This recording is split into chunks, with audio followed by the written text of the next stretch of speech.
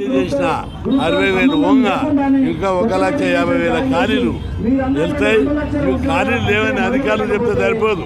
మీరు ఉన్నత స్థాయి మీటింగ్ పెట్టు, మేము వస్తాం. అందరం నిరుద్యోగులను ఉన్నత అధికారులను కూర్చునబెట్టి, డైరెక్ట్ రిక్రూట్మెంట్ అధికారులను కూర్చునబెట్టి రివ్యూ చేసి మొత్తం జాబులు భర్తీ చేయడానికి చర్యలు తీసుకోవాలి. పీస్ఫుల్గా ఉద్యమం చేస్తాం. ఎలాంటి ఒడిదుడుకులు లేవు. నిరుద్యోగులు ఆవేశంగా ఉన్నారు, ఉద్రేకంగా ఉన్నారు. కాబట్టి దీన్ని పరిగణలోకి తీసుకొని ప్రభుత్వం ఉద్యోగాల భర్తీకి చర్యలు తీసుకోవాలి. ఉద్యోగాల భర్తీ అనే దాన్ని ఏదో జాబులు ఇస్తున్నాం నిరుద్యోగులకైనా కోణంలో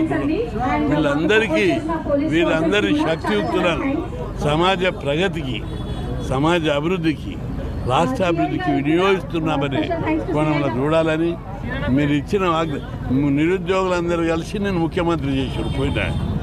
మరి అట్లాంటి వాళ్ళకు ఒక క్లర్క్ పోస్టు, ఒక టీచర్ పోస్టు, ఒక లెక్చరర్ పోస్టు, ఒక అసిస్టెంట్ పోస్టు, ఒక జూనియర్ అసిస్టెంట్ పోస్టు కూడా ఇవ్వడానికి ముందుకు రావడానికి ముఖ్యమంత్రి. ఏదో నిరుద్యోగులు ఆవేదనగా, అక్కిరోదన, ఆందోళనగా మాట్లాడిందని దాన్ని నెగిటివ్గా తీసుకోవద్దు.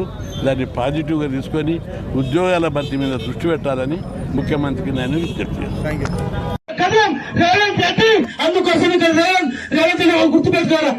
నిరుద్యోగులకు అన్యాయం జరిగితే ఇక్కడ ఎవరు కూడా చూస్తూ ఊరుకోలేము. అందుకోసం నిరుద్యోగులకు ఉద్యోగ నోటిఫికేషన్ వెంటనే ముందుగా ఇక్కడికి వచ్చిన నిరుద్యోగ మిత్రులందరికీ ధన్యవాదాలు. తెలంగాణ ఉన్నటువంటి ప్రధాన సమస్య నిరుద్యోగ సమస్య. ఇక్కడ ఇంతమంది నిరుద్యోగులు స్వచ్ఛందంగా వస్తుందంటే సీఎం రేవంత్ రెడ్డికి మీరు ఎవరు లేదని చెప్పి